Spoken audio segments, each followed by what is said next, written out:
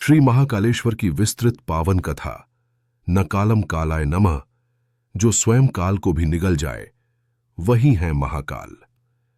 मध्य भारत की पावन भूमि पर बसी नगरी अवंतिका आज की उज्जैन सदैव से तप, तंत्र और भक्ति की भूमि रही है। यही वह स्थान है जहां भगवान शिव स्वयं काल के अधिपति बनकर प्रकट हुए। चंद्रसेन और श्रीकर की भक्ति बहुत प्राचीन समय की बात है। अवंतिका में चंद्रसेन नाम का एक सच्चा शिव भक्त रहता था। वह प्रतिदिन नदी किनारे एक शिवलिंग बनाकर बिल्वपत्र, जल और भस्म से भोलेनाथ की पूजा करता था। चंद्रसेन की भक्ति देखकर पास ही रहने वाला एक बालक श्रीकर भी शिव भक्त बन गया। बालक होने पर भी उसका मन खेल में नहीं, एयूएम नमः शिवाय के जाप में रमता था। दोनों की भक्ति से वह स्थान शिवमय हो गया। दुष्ट राजा का अत्याचार। उसी समय उस क्षेत्र पर रिपुदमन नाम का एक क्रूर राजा शासन करता था। उसे शिव भक्ति और साधना से घोर घृणा थी। जब उसे पता चला कि नगर में शिव की पूजा हो रही है, तो उसने सैनिक भेजकर पूजा रुकवाने का आदेश दिया।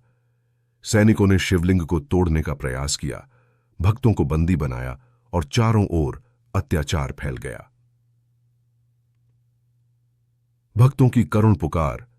जब सैनिकों ने शिवलिंग पर प्रहार किया, तो चंद्रसेन और बालक श्रीकर रोते हुए धरती पर गिर पड़े। श्रीकर ने हाथ जोड़कर कहा, हे भोलेनाथ, अगर आप सच्चे हो तो आज अपने भक्तों की रक्षा कीजिए। उस मासूम की पुकार ने तीनों लोक हिला दिए। महाकाल का प्राकट्य। अचानक धरती भयंकर गर्जना के साथ फट गई। उस गर्भ से प्रकट हुए भगवान शिव का उग्र रूप महाकाल, त्रिनेत्र प्रज्वलित, देह पर भस्म, हाथ में त्रिशूल और काल भी जिनसे कांप उठे। एक ही हुंकार में दुष्ट सैनिक भस्म हो गए। राजा का अहंकार टूट गया। यह दृश्य देखकर देवता भी स्तब्ध रह गए। वरदान और ज्योतिर्लिंग। महाकाल ने भक्तों को उठाया और बोले, जहां सच्ची भक्ति होती है, वहां मैं स्वयं प्रकट होता हूं। फिर उन्होंने वरदान दिया, मैं यहां महाकालेश्वर ज्योतिर्लिंग के रूप में सदैव वास करूंगा। जो भी सच्चे मन से आएगा, उसका काल भी कुछ नहीं बिगाड़ पाएगा। यही कारण है कि महाकालेश्वर ज्योतिर्लिंग स्वयंभू है और यह दक्षिणमुखी है, जो तंत्र, मृत्यु और समय पर विजय का प्रतीक है। भस्म आरती का रहस्य। कहते हैं महाकाल को चढ़ाई जाने वाली भस्म हमें याद दिलाती है कि यह शरीर नश्वर है, पर आत्मा अमर है। भस्म आरती इस बात का प्रतीक है कि जो मृत्यु को स्वीकार कर ले, वही महाकाल को पा लेता है। महाकाल का संदेश। महाकाल डराने नहीं, डर से मुक्त करने आते हैं।